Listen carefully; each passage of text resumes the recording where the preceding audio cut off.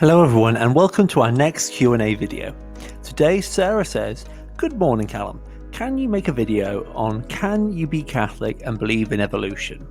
I'm really struggling to understand how the Bible can be true if so many of the stories seem to be contradicted by science." I'm happy to say, Sarah, the answer to this is a very easy yes. A Catholic can believe in evolution. But I'm going to guess you would like more than that because, as you say, Genesis 1 does not seem to teach that this is how God created the world. A quick aside for those who are unsure, evolution is the theory that through survival of the fittest, animals change over time to better suit their environment. The process can take many generations and can result in new species emerging. Despite the scientific evidence, some Christians refuse to accept the theory because they believe it contradicts the account in Genesis. This is not the case though. The problem comes from the fact that Genesis 1 to 11 were written down in Hebrew around the 6th and 5th century BC, and were likely part of the oral history for many centuries before then. To understand what they are actually talking about then, we need to first take into account the big differences in culture and language between then and now. Perhaps the biggest difference is in what we consider a creation story to be about.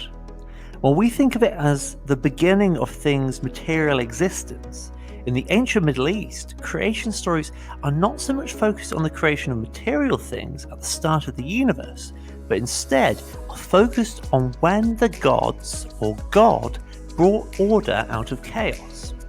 The way gods create something, therefore, is by giving a pre-existing thing its function. This is very clear in the word that we have translated as create. In Hebrew, it's bara. This is better understood as giving something a divine purpose, rather than building something from nothing.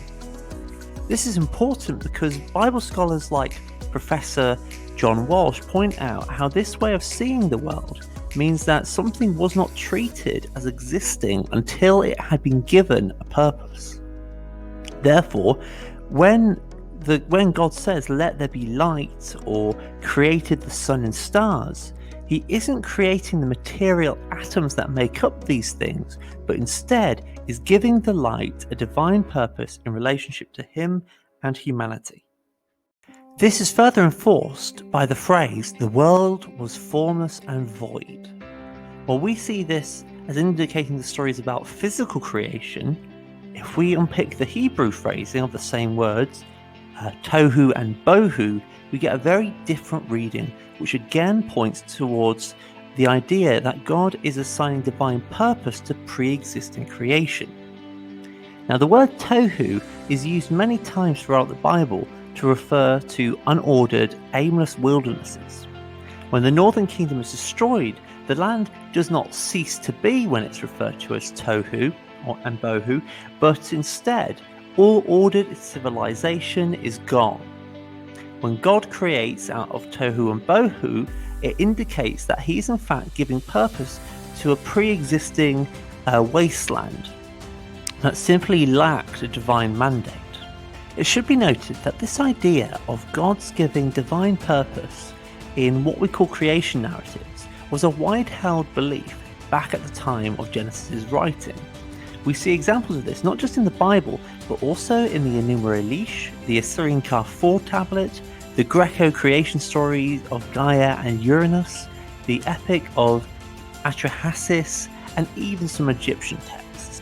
With all this in mind, when we talk about evolution in Genesis 1 then, there is no contradiction, as Genesis is not saying that he created animals in their present form and they're unable of evolution, but rather he gave animals a divine purpose and a function for humanity, namely as food. Lastly, I should just clarify that we do also believe that God created all matter and the universe in the traditional way that we think about it. Colossians 1:16 is very clear about this, and the Greek language it uses to put this point across definitely speaks about it in the way that we think of creation. What I hope to draw attention to is that the tale of this material creation is not the story of Genesis, as it's simply not what the ancient Hebrews thought was important to focus on. I hope this answers your question, Sarah. I absolutely love Genesis 1 to 11 because of their deep and profound teachings they have for life even now. But of all the texts in the Bible, they are by far the most out there, a bit weird, and they're certainly difficult to understand. If you or anyone else would like me to make videos exploring them a bit more, please let me know.